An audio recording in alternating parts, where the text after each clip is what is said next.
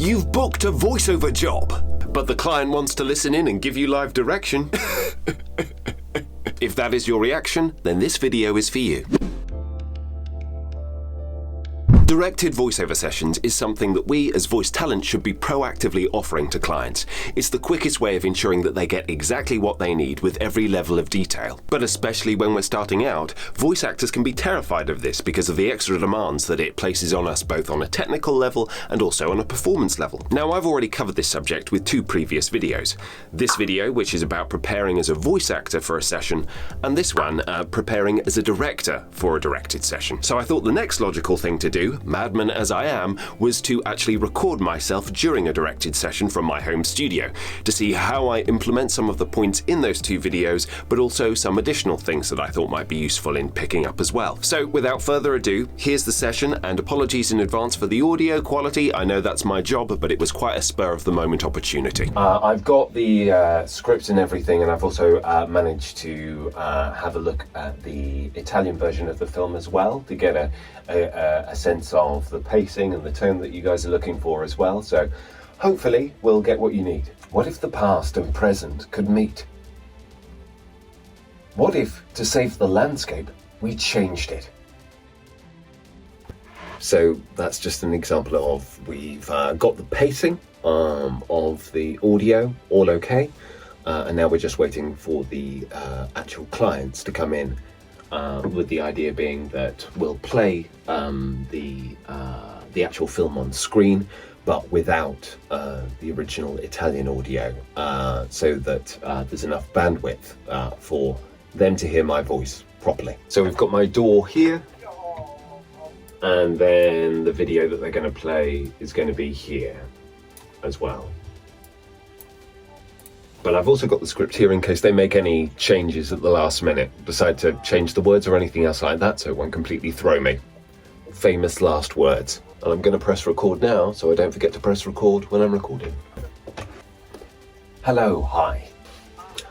And I've already done my annotations in red on the script, but I've changed my colour to green as well for their annotations, potentially. So I know the difference between my notes, my original notes, and the notes that the client may give me live over the phone. Sure, yes, of course, yep. No, I've been able to watch that through a few times as well. So I've got a good understanding of the pace and also the tone of voice that you are all looking for as well. So there's a slightly heartfelt kind of feel to things, which I understand. And yeah, we'll see how things go when you're ready, and see how heartfelt I can be.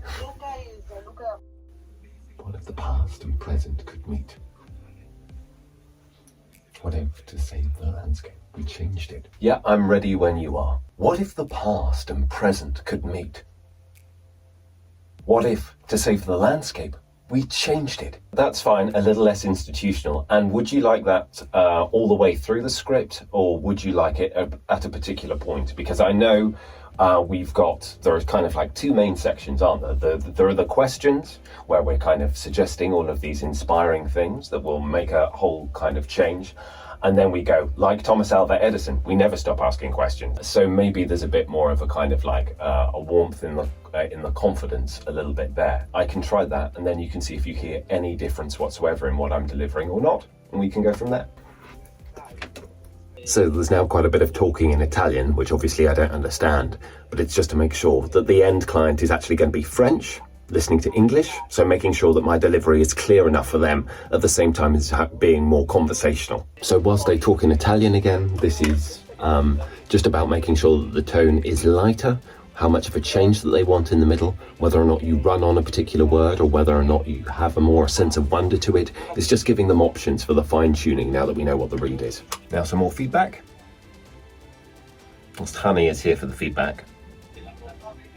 Now, despite all of this feedback and playing back, I've not stopped recording because it may be that they're using the time codes of the entire session. So I want to check at the end about that rather than using this time to cut everything up, which they might not want. Honey came, she saw, she covered me in cat hair. Yeah, sure. So what I could do is I could give you kind of in the wild, essentially, as they call it, and I'll give you I'll do 6 of those and see if any of them are right. Okay, so just to confirm, what I will send through is that I've got a total of 9 takes here, and then I've also got those 6 tags at the end. So what is best to send through? Do you want me to send it through as one audio file with all of those takes on, or would you like me to separate them so you've got 9 takes plus the tags at the end as a separate file as well? What would be best? I'll just send you the 9 takes in the order that they were recorded, plus the tags. No worries at all. I'll deliver that as a Dropbox link so you can download it directly from my Dropbox, okay? That would be perfect. Fantastic. This will be with you in 5 minutes, okay? All right, good. Thank you very much. Thank you. Bye. Okay, so now that's the session done with, and I've established how they want the final files to be delivered through. So first of all, I'm going to stop recording. I'm now going to immediately save this before I make any changes. Raw, unedited, I'm going to call it, as well as the project name. So that's in the bank now. And then I'm just going to go through and leave just the takes, which I can see from here with the wavelength. It's basically anything which is really loud, where I'm close to the microphone, is when I'm actually doing a take. So there are 9 takes in total recorded in an hour-long session. So the session has lasted 58 minutes in total from when I started this. And I have just over 8 minutes of audio. I will export it as a WAV file, highest possible. I go to my Dropbox. I go to the client folder that I have for this client. Now I'll just upload it, which will take 40 seconds. And then I will email that to my client. If they have any feedback or anything else like that, then obviously I'll let them know. And then I'll also send an invoice along with my email at the same time. Oh, actually what I'll do is I'll request a PO number, because this client needs to generate a PO number for the order. So I'll make sure I ask that of the client at the same time as I email this through. So I hope that's been of some use or interest to you on how I conduct a directed session normally. That one was really pleasurable, so yay. So to conclude, I just wanted to consolidate on some key takeaways from this video. Firstly, always check in with the engineer in good time. Make sure that you've double checked the levels and that you've got the right script. Always record on your end, even if it is being remotely recorded. You don't know what might drop out. Have a very clear setup for desktop management. Have a very clear annotation system so that you don't get lost in the notes and you can accommodate rewrites to a script. Once you receive some direction, always repeat it in your own words to show that you understand it, and if you don't actually understand it, then it buys you a little bit more time. Always clarify who the end client or the actual audience is. Proactively offer different ways of doing pickups, so whether or not that's a partial pickup or doing wild, i.e. an A, B and C version of a line. And always clarify what needs to be sent through and in what format. I hope that's been of some use to you. Like I said, there are those 2 other videos on the subject as well, and I am going to be adding next week another one which is more about the different kind of options for connecting that you could actually pick as a voice talent. Thanks so much for watching. Please do like, subscribe, please do spread the word, and I look forward to seeing you next time.